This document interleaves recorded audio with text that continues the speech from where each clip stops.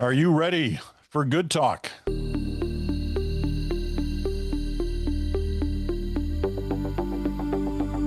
hello there, Peter Mansbridge here, along with Chantal and Bruce Anderson. It's your Friday Good Talk, and as always, lots to talk about on this day. I want to get going, but I want to give a little preamble first, so bear with me, you two.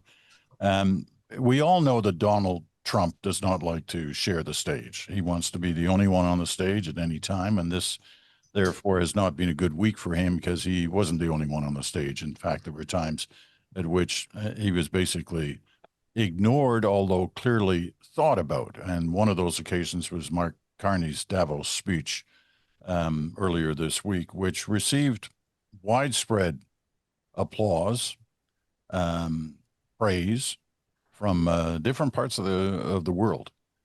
And nobody can, even Pierre Poilievre called it an eloquent speech. So there you go. But Donald Trump, of course, was upset as a result of the things that were said by Mark Carney in that speech. And not surprisingly, I'm sure everybody, including Carney, knew that he would strike back in some fashion. And he did.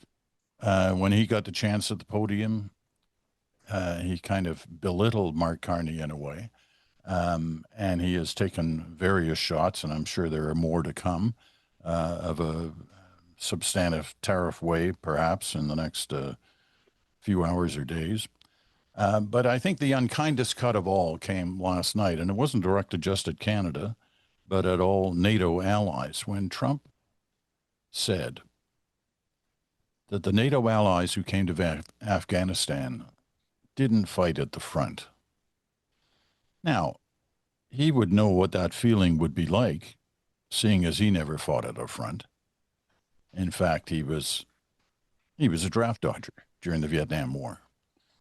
But he accused the NATO allies who defended the United States as a result of Article 5 in NATO, including Canada, who went to Afghanistan, fought, died there. 159 Canadians died in Afghanistan. And for him to stand there last night and suggest that they really didn't get anywhere near the front is utter crap. And we and they deserve an apology. We won't get one. If anything, he'll just kind of step it up. But nevertheless, for those Canadian veterans who were upset today, as they should be, who watched their buddies die on the field, and the hundreds who came back permanently scarred by the experience, either physically or mentally. So let me start this conversation about this week and that relationship between the Canadians and the Americans. Bruce, why don't you start? I'm assuming this is the worst in our history that this relationship has ever been between Washington and Ottawa. I mean, I can't recall anything in the history books, certainly in my time, that's anything like this. I think it is the worst that it's ever been. I think the distinction that some will want to draw, and it's a fair distinction, is that the relationship between Canadians and President Trump is the worst relationship that we've had with a president. I think the relations between Canadians and Americans are bound to be taking a steady beating through this. And partly that's because we can feel some empathy for Americans who didn't vote for Donald Trump and don't like what he's doing. But it's hard not to notice the number of leaders in business, whether in banking, defense, technology, in civil society, in the Republican Party, who want to look away from what Donald Trump is doing. It's hard to notice that and not feel as though America is not doing what it should do to deal with this threat to world peace, and to do and to salvage what's left of a world order that has not been perfect, but has kept civilization moving generally in a positive direction. So the silence and the acquiescence and the normalization by many Americans is going it probably does take us to a place where more Canadians than ever before feel that they can't trust mainstream America to act in a way that we used to take as kind of normal, for granted, that these were positive relations, that when push came to shove, we would look to help each other out rather than they would look to push us down. And Trump articulated a version of the relationship and keeps on doing it, which I listened to Alistair Campbell and Rory Stewart in the middle of the night, actually. They were obviously speaking about it from the standpoint of UK, Europe, but they're, they speak for a broader constituency than that. Alistair Campbell called it the most horrifying speech he'd ever seen. Apparently he was in the room and was booing and heckling during it, and good for him that he was.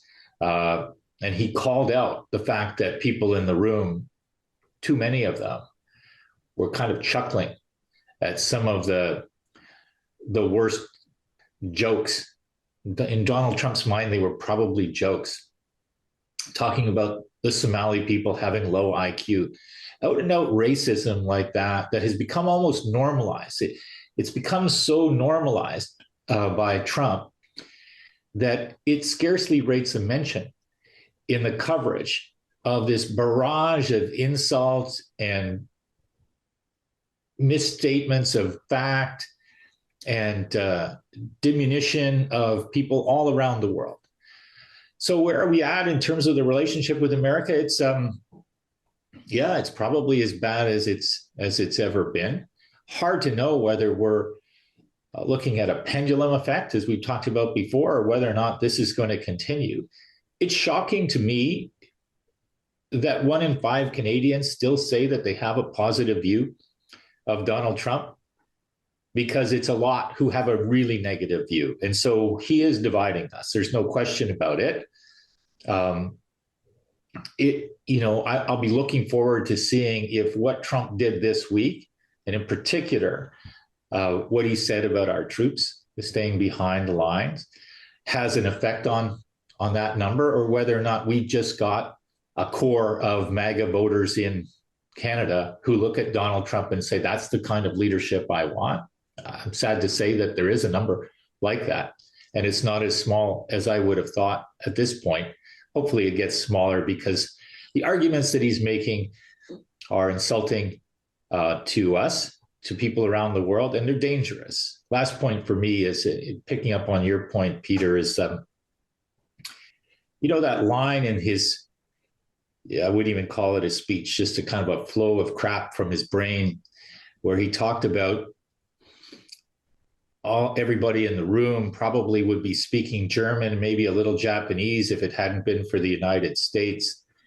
And you mentioned the role that we played in Afghanistan. In World War II, Canada lost more people per capita than the United States did. We sent a huge number of people into combat based on a much smaller population, 11 million people. And we had a lot. We had 45,000 people who paid the ultimate price. And to treat the idea of this relationship with NATO countries as though they only exist, Canada only exists because of the beneficial posture of the United States, is just so beyond the pale. It's kind of outrageous that there hasn't been even more reaction in the United States to the things that Trump has said. All right. Okay. Let me be a contrarian. No, I'm not going to.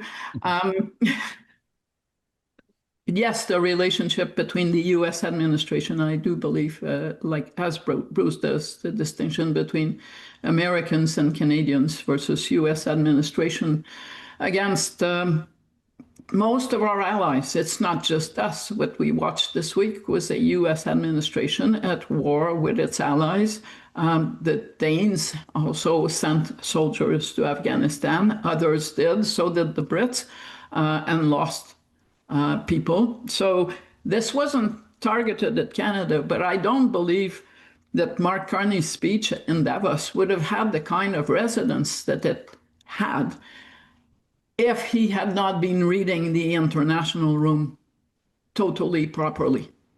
And that speech has had such legs. I don't think we have had speeches from a Canadian Prime Minister, and we've had brave speeches before.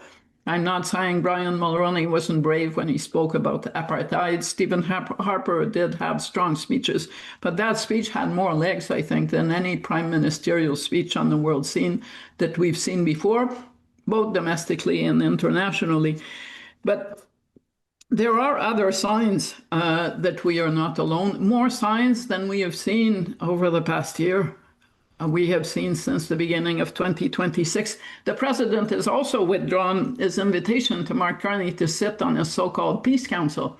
That is probably good news because it avoids Mark Carney having to say yes or no, which he'd been avoiding because the clear answer would have been no. But Mark Carney is not the only one that hasn't joined that peace council. There is not a single member of most of the EU, I should say, not maybe one member, that has signed on. At some point, it looked like, to tell you how serious this is, yesterday when they signed off on this peace council, Belgium was in the list. And you think, that sounds weird. Why would Belgium join when France, the UK, wasn't Belgium, it was Belarus. So you kind of go, this is really professional. That goes with making a big speech at Davos. I'm talking about Trump, and using Iceland when you should be saying Greenland. I'm sure people in Reykjavik took it personally for a couple of hours. But when you look at polls, to go back to the Canada-US relation, more Americans trust Canada by far than trust their own president. Which is also, I don't think we've ever had as much profile with the US public as we do now. Probably the last time they paid as much attention to us, and it was a fleeting moment, was the day of the 1995 referendum. And that was a very different context than the context we are in at this point. So to go to Bruce's point about business leaders, they may be shooting themselves in the foot somewhat, because any business leader at this point that announces that it's going to be doing something with Canada will likely get a strong positive reaction. From a public relations point of view, it's actually a better thing to do business with Canada today than it was a year ago in the US. So that is kind of an interesting development. On the last point, mega voters, I do believe we have them. I don't believe that they're going to be phased in any way, shape, or form, because they would have been before this. And they are becoming a problem for the Conservative Party to manage, because for the most part, they are also conservative voters, or they hail from the right of center. And we saw that earlier this week when Pierre Poilievre issued this single tweet on Greenland. If you looked at the response to that tweet, it kind of didn't go the way of, on second thought, probably we should rethink whether Trump is a good thing. It went the other way. Mr. Poilievre is now disqualified. He's shown his true color. He's not a real conservative in the mind of such voters and those who influence them. So I think we will have to live with that reality, and that it will become a factor in some Canadian politics over the next year when Alberta holds, if it does, as planned, a referendum. Okay. Peter, can I just pick up on that just for a quick point? Chantal's point about Poilievre's response, I think is exactly right. It needed, in the internet age, the equivalent of about a year and a half for him to decide what he could possibly say that might walk a line between something that would resonate with mainstream voters that they need to win and wouldn't offend those MAGA voters. And so it was more than a day late and probably $1 short in terms of the kind of leadership that people are looking at in this incredibly tense moment. And public opinion is more tense than I've ever seen it. That's the other aspect of where are we at? We're at an absolute moment where people are kind of transfixed and worried. Okay, I just want to make a couple of points on some of the things you both said. Talking about those business leaders in Davos, and when I say business leaders, we're talking about the elite, right? We're talking about billionaires and tech bros and all that kind of stuff, who were at the front of the room or near the front of the room when Trump spoke. And they were up on their feet applauding when he finished and glad handing. And so good for our friends at the Rest is Politics, who stood up and did what they did, and booing and jeers at Trump. Two final things on his stuff about veterans and past wars. He was big on continually saying the United States won the Second World War. There's no doubt that the United States had a major influence on the ending of that war. There's no doubt about that. But let's not forget, they joined it more than 2 years later. 2 years late, 2 years late. Yeah. We had dead on the battlefield, and so did many other countries long before the U.S. joined. Same in the First World War. Okay, so let's not forget that. But let's also not forget this. When he says that NATO troops, including Canada, weren't at the front lines, let me remind everybody how the first 4 Canadians died in Afghanistan. They were on the front lines that night when American planes bombed them, killed them. It was a mistake, a tragic mistake. But if we weren't on the front lines, that wouldn't have happened. We were on the front lines. And that's how we lost our first 4 Canadians in Afghanistan. Okay. Let me get back to the issue at hand. What is this situation now that you both suggest is the worst things have ever been between our two countries, between our two governments? What does this do for Dominic LeBlanc, who's supposedly trying to negotiate some kind of an arrangement with the U.S.? Is that, does that still exist? Is there still, a possibility there? You heard Trump's flunkies, Besant and Ludwig, crapping on Canada last night. Again, does this go anywhere, or do we just sort of shelve it, move on, and start the new order that we're trying to establish according to the Prime Minister? In good conscience, it would be tempting to say, let's just move on, but I don't think that makes sense. I think duty of care on the part of the Canadian government does involve making its best effort to negotiate, if it comes to that, renegotiate a CUSMA deal. I am not saying that, and I think I take from the Prime Minister's words in Davos, that we will not sign a trade agreement that looks like an act of rendition and submission to the U.S. So let's also agree that we shouldn't, at any cost, want to sign something. But I think this week, or over the past 2 weeks, the U.S. gave the Canadian government some political wiggle room on CUSMA, not in the sense that we should walk away, or that we should ever accept that on the basis of one speech, then we have ruined our chances of renegotiating a decent revised CUSMA agreement, if it comes to that again. But because people have been watching Donald Trump act with the EU and with the UK, 2 countries with whom he signed trade deals, as if those deals did not exist when it suited his whims, which basically tell you you can renegotiate all you want, but at the end of the day, his signature is not worth the paper it's written on. And that is being demonstrated again and again. Yes, there may be new tariff threats. Some of those threats, as we have seen this week, and as we saw in the past after the Ford ad, Ontario Premier in the US, Donald Trump said that he would impose a further 10% tariff on Canada.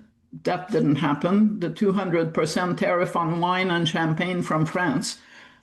We will see the tariffs he threatened this week on the UK and the EU. He is now withdrawn. Nobody knows for how long.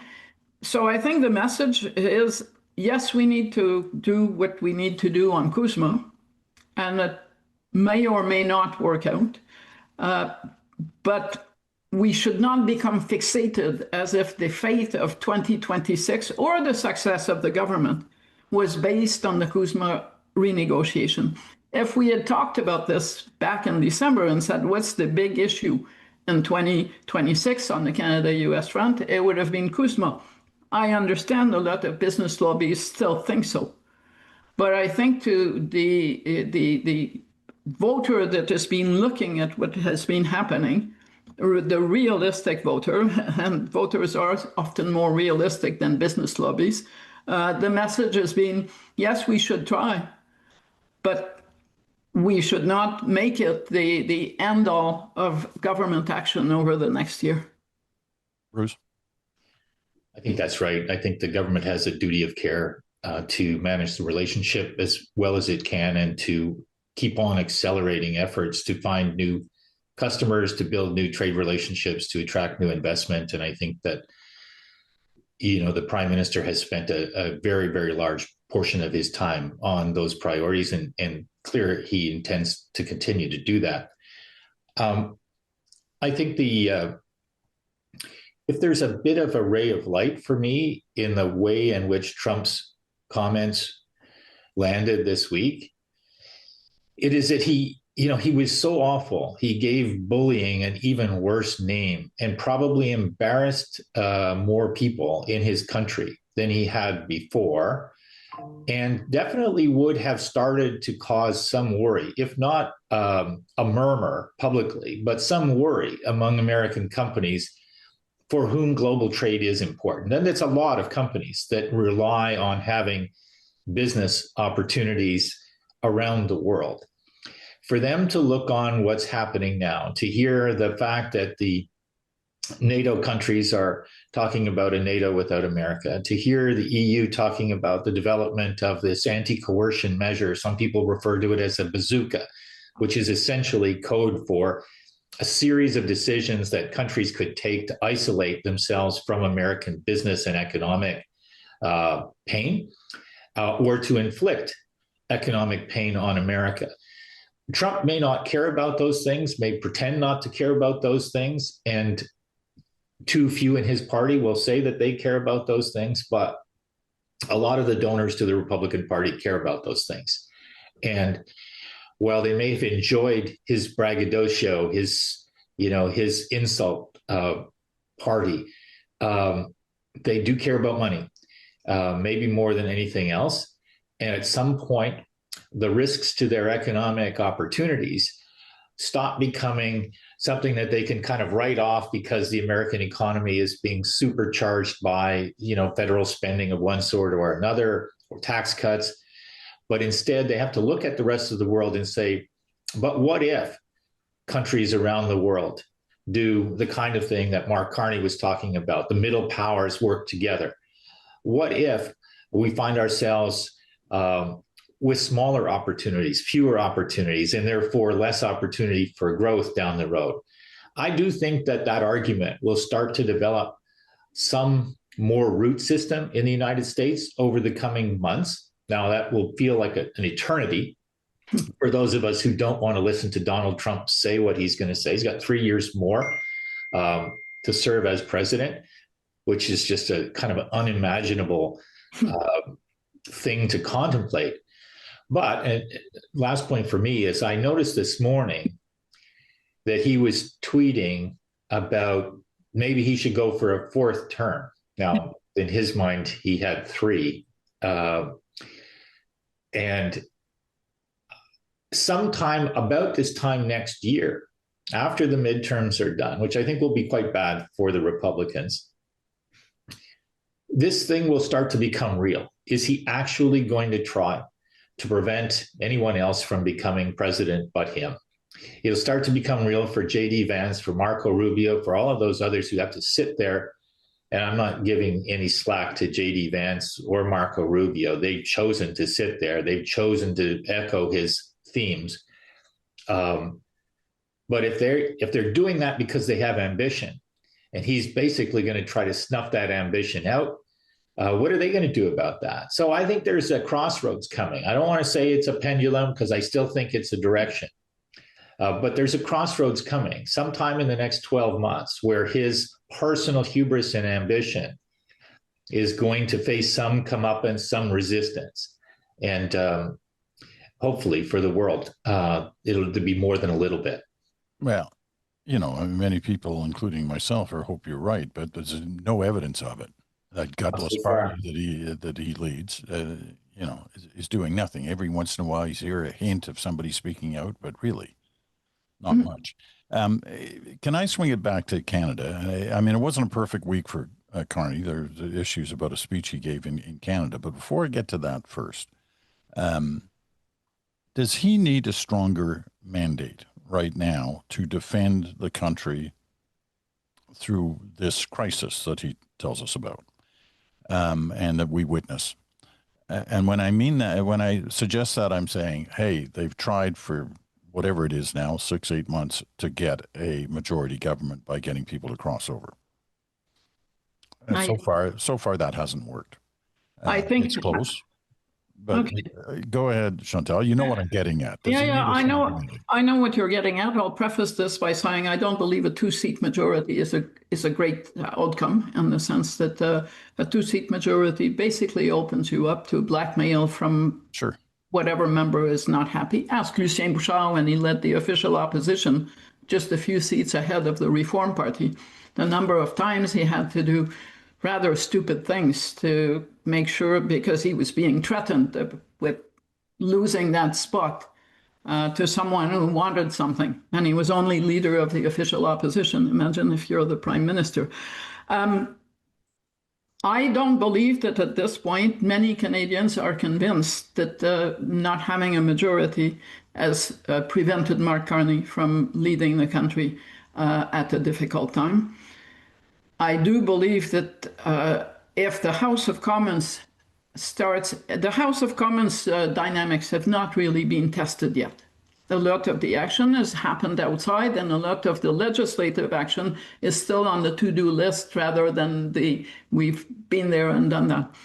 If over the next few months it becomes apparent that the House of Commons is becoming dysfunctional, that parliamentary games have supplanted constructive legislative conversation, I think the Liberals would likely seize the opportunity to have the Prime Minister tell the country, I need to have a functioning parliament, and the way that the dynamics are working out, it's obstruction rather than opposition that is coming from the bench across from me. But I've gone back, I have friends, many of them Liberals, who are arguing for this snap election. I need to have a stronger mandate idea. Now, I have to point out to them that I have covered my share of minority premiers and prime ministers who believed that they had, enough of a handle on this to precipitate circumstances, and who have, and Justin Trudeau is kind of a case in point after the pandemic, and we've ended up in the best case scenario with literally the government that they had before, a minority government. Stephen Harper could speak to that in 2008. He believed he had all the cards needed, and the global recession that played to his strength and Stéphane Dion's weakness, and it did not work. The first campaign like this that I covered was in 1975 in Ontario. Bill Davis had a minority government. He allowed himself to fall on a few points of percentage on rent control. It was a big issue back then. And in 77, Ontarians went back to the polls, and they gave Mr. Davis exactly the same legislature, except that they switched official opposition. Pauline Marois, a few years ago, thought she was onto such a great thing that some columnist outside Quebec wrote her as she's got this in the bag on day one, and ended up the leader of the opposition and terminated her career. So I have only seen one occasion in those I covered that worked. It was Jean Charest in 2008, when he said, I need to get my two hands on the wheel. That was the slogan. In the middle of the fiscal financial crisis, it worked for him. But that's one out of, 7 or 8 examples. So I would be very cautious about just using the rhetoric, I need a stronger mandate, to convince Canadians that he should be handed a majority. Bruce?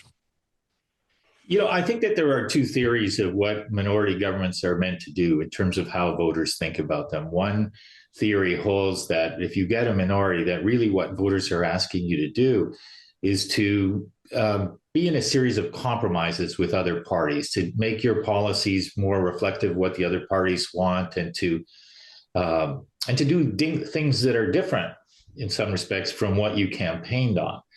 The other theory is that voters don't vote for a minority government. It happens as a consequence of the way that the votes fall out. But at the end of that process, people want a government that's going to govern and isn't going to be constantly held by the throat by opposition parties with the threat of an election. Now, I happen to believe in the second theory being more, at least the case in this particular instance. I think that probably what voters would want, which I'm sure they won't get, is for the opposition leader, Mr. Poilievre, to say, I won't have an election for 2 years. I won't even try to cause an election, I should say, for 2 years. I think people are looking at this moment and saying, if ever there was a moment where we just wanted to have a government that pursued the things that it believes are important without constantly having to wonder whether or not it needs to apply a check on those kinds of things to avoid an election, it is this moment. Now, I don't think he's going to do that. So I think the question of whether or not there's going to be an election really does come down to how Pierre Poilievre is going to play his cards. He is somebody with a lot of swagger and a very thin resume. And I think that people are looking at the world right now and saying, is that what we need? We want somebody with more swagger and less experience? I don't think it's a very strong proposition for the Conservatives. Why I don't think that their party is well advised to do what they're probably going to do next week, which is to endorse him, wholeheartedly. You can even see, I wouldn't say on the margins of the conservative movement, there's a lot of fairly mainstream conservative voices who couldn't be louder almost without being directly confrontational with Poilievre, saying he is not the conservative leader for this moment in time. Now, anyway, that's neither here nor there. They're going to endorse him. I'm quite convinced of that. But as to whether or not there's an election, I think Chantal's right that people don't want an election. They want government, and they're happy enough with the government that they have. Not to say that they think it's perfect, but they think the direction makes sense. And they understand what Mark Carney is trying to do. They understand that he's not everything that every other leader has been. He's a unique kind of individual, but they think that that's a fit for the times. So who knows whether we'll have an election? I do think there's every prospect that we will be faced with extremely important and difficult decisions. And the temptation for the opposition parties will be to say, we need to oppose these, we need to threaten to have an election, and who knows what will happen at that point. But it will be a dynamic year for sure. All right. Always reminds me of that famous John Drury on camera at the end of one of his items. Who knows? Who really knows? John Drury, CBC News, Ottawa. Okay, we're well past our time for our first break, so let's take it now. We'll come right back right after this. Across Canada, a new economy is taking shape. Built by Canadians everywhere. People like you. Building with Canadian-made materials. Delivering cleaner electricity. Powering breakthroughs in AI and clean tech. Adding new customers for our resources, like critical minerals and cleaner steel. Selling Canadian know-how around the world. Canada's new economy. Innovative, competitive, cleaner, stronger.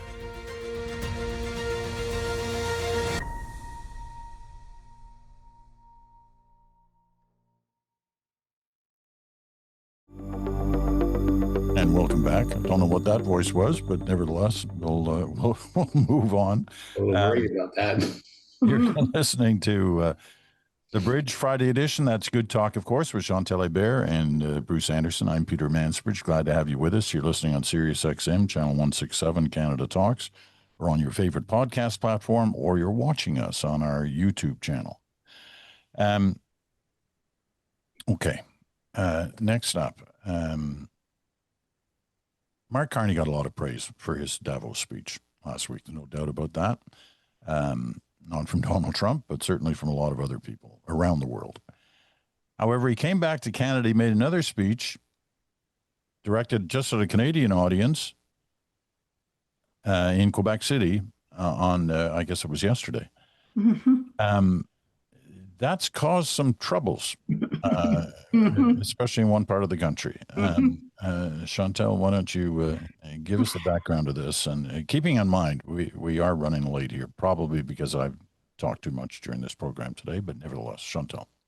We get those speeches in advance with an embargo sometimes, and this was the case yesterday. And I started reading it about an hour before the Prime Minister delivered it. He's in Quebec City, in a venue, the Citadel, which stands a symbol of, it was built to resist American invasions. So in a symbolic place. When I started reading it, I have to say I could see what trouble would happen. I'm told the Prime Minister wrote it. Maybe he did, but if he did, maybe he was fatigued, or he should have run it by as many Quebec advisors. Because it starts with the notion that the conquest, which is what happened right next to the Citadel, the Battle of the Plains of Abraham, unlocked Canada's future and the place we are at. It's really hard for a Francophone to convey to non-Francophones how much history is being ignored in that contention. It starts with Quebecers who would tell you that we didn't come to 1960 in the Quiet Revolution because of the Catholic Church only. It was also because in 1960, in my lifetime, Quebec was still a place that was basically run by the Anglo elite that was using most Francophones as cheap labor. There's plenty, if you want to do history, plenty of evidence in parliamentary committees of people affirming that no Francophone was qualified enough, for instance, to handle big financial decisions. So that's history. But then you've got the Acadians who this morning woke up to say, do you remember that the British Army after the conquest sent troops to churches and put people on boats to deport them away from New Brunswick and from Acadia? The Franco-Manitobans will chime in and say, remember Louis Riel that we now celebrate, that was hung on the orders of a Canadian Prime Minister? Franco-Ontarians, I am one of those, will talk to you about Regulation 17, which forbid the teaching in French in the province of Ontario. Do you want me to go on? So the Prime Minister's contention that you started the conquest on a happy road that leads you to rainbows is not going down well in Quebec. But what it mostly illustrates is an absence of understanding of Canadian history or the sensitivities of Francophones in this country. It may not seem to matter, but in a province where the license plates say, I remember, it's totally unwise to go down that route. And I will add two things. Justin Trudeau would never have started a speech on that note.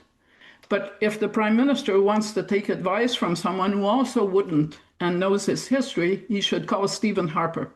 Because Stephen Harper would have known never to start off by saying the conquest was the beginning of a great history for Canada, for its Francophones and Anglo minorities. That was not the point that the Prime Minister was trying to make. But if you're going to pick moments in history, it's hard to think of a worse time to start off on this happy history than the conquest. And of course, in this setting, there will be consequences politically. The Parti Québécois is having a meeting. The CAQ is going to be asked to react to this, and the reaction is going to be very negative. And Federalist Francophones will look at this and say, give him better advice before we end up in a referendum campaign. Was it a mistake, Bruce? Well, look, I mean, I'm not going to quarrel with what Chantal has said. That's her interpretation and the people that she's been talking with. And I didn't have the time yesterday to pay close attention to the speech. I followed it somewhat. I saw a lot of different themes in there, which I thought were important for the country to hear. I'll leave it to the Prime Minister's office to answer the criticisms that Chantal has raised about the speech. From my standpoint, I think it was an important set of messages about unity, and this really goes to what was the intent, what was the purpose, and then did he kind of start the speech out in a way that helped or hindered that purpose?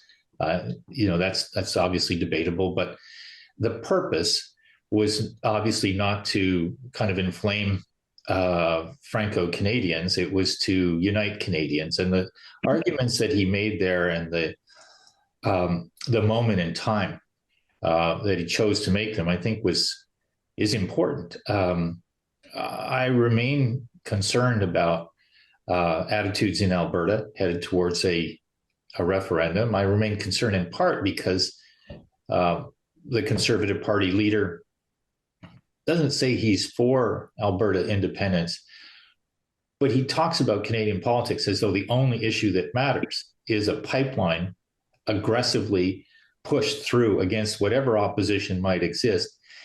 And that is the kind of thing that we know can be quite divisive. It isn't a call for unity. It's a call for kind of strenuous advocacy against those who have a different point of view than you. I don't think that's what the country needs right now. And I think that what Prime Minister Carney was trying to do was remind us of the things that we share in common as values, not necessarily to describe history in exactly the way that everybody can agree on it.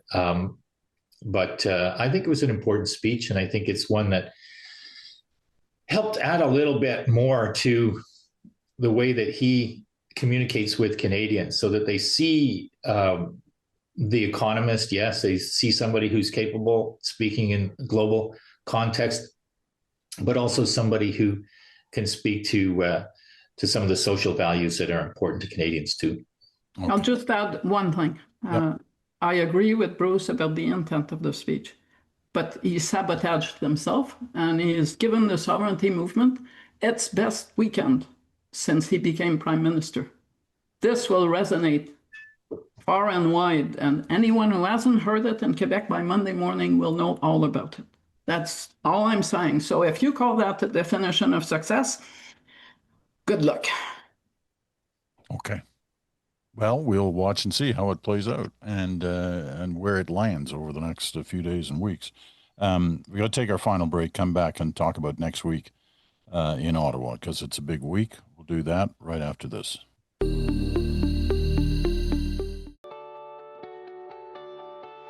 After more than 2 decades as a journalist with CTV News asking the questions, I'm now helping clients answer them. I work with CEOs, associations, unions, building confidence and helping them prepare for everything from media interviews to board presentations. It comes down to being authentic, engaging, and relatable, because it's more than just what you say, but how you say it.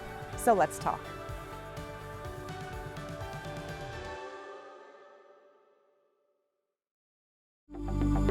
All right, final segment now for Good Talk for this week. Chantal and Bruce are here. I'm Peter Mansbridge. Glad to have you with us. Okay, next week is a big week for a number of reasons in Ottawa. Parliament returns after its holiday season break. Pierre Poilievre faces the decision of his party about his leadership. By the end of next weekend, we should know that, as Bruce mentioned earlier, and I think Chantal agrees. Most people at this point think that he's going to be safe on that leadership review, but the number will be important. We'll see what that is in terms of a percentage of the party who agrees that he should stay on. And of course, the NDP leadership race is going on in the background, very much in the background, really. But they're starting to take swings at each other, so that's always a sign that you're getting close to decision-making time.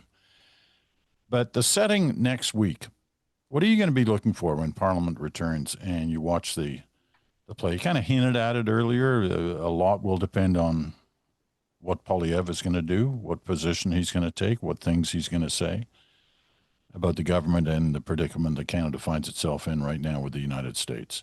What will you be looking for? Chantal, why don't you start this round?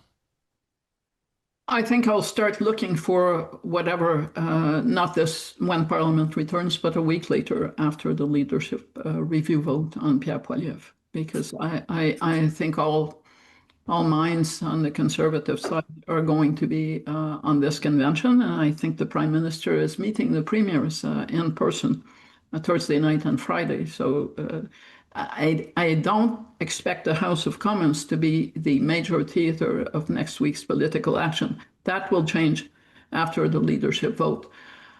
But I have been interested thinking about the leadership vote and the fact that Mr. Poilievre, publicly but also behind the scenes, has been under intense pressure to raise his game in the light of the Davos Carney speech. And he has, and came out with what finally was a lengthy and mostly constructive from an official opposition standpoint response to the Davos speech. Whether that's a one-off to appease the moderate, not red meat section of the Conservative movement, the many Conservatives who want to see an aspiring Prime Minister and not someone who is always going for the jugular on the central issue of the day or goes mute, we'll see after the leadership vote.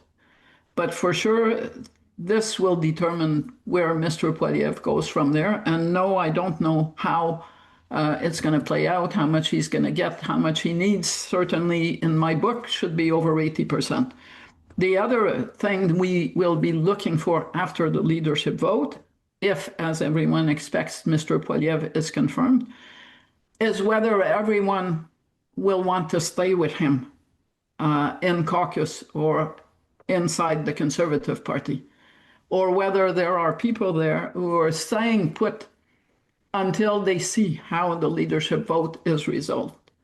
So these, I think the first week is basically going to be a Pierre Poilievre week.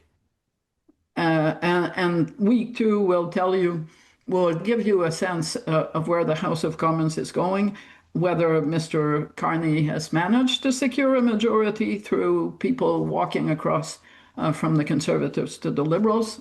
All these possibilities only start opening up on tone, on substance, and on dynamics after Friday night's vote in Calgary at the Conservative Convention. Okay, Bruce.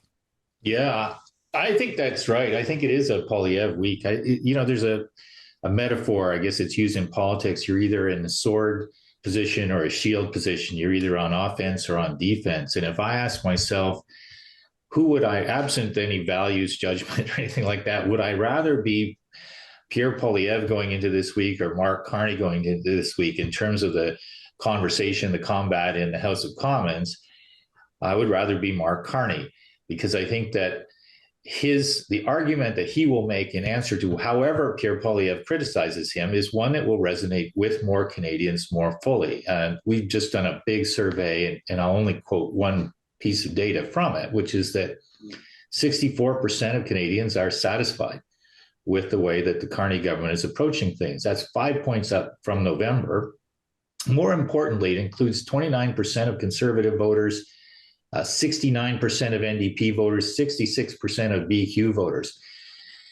That's unusual in a situation where people are feeling that anxious for an incumbent government to see that level of support. And in times like this, that support, that satisfaction isn't table pounding enthusiasm. It's people saying, I don't think anybody could do better, and I don't think there's a better strategy to pursue.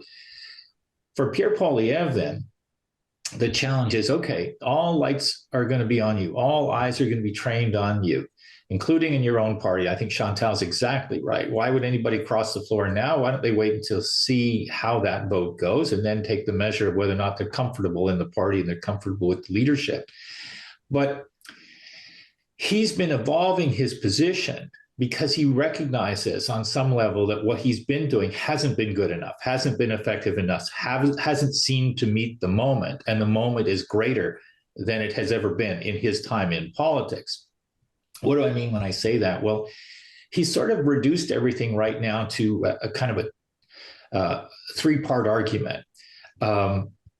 Okay, Mark Carney gave a good speech, but Liberals are all talk, they never do anything, and we need a pipeline. As strategies go, that's not much, right? It's not much because the first part of it is acknowledging that the other guy has the strengths that people see, the advantages that people see over you. The second part is, I don't see in our data a lot of voters going, Mark Carney makes speeches, but he doesn't do anything. They say, this is a guy who's working hard to attract more customers and more investment into Canada.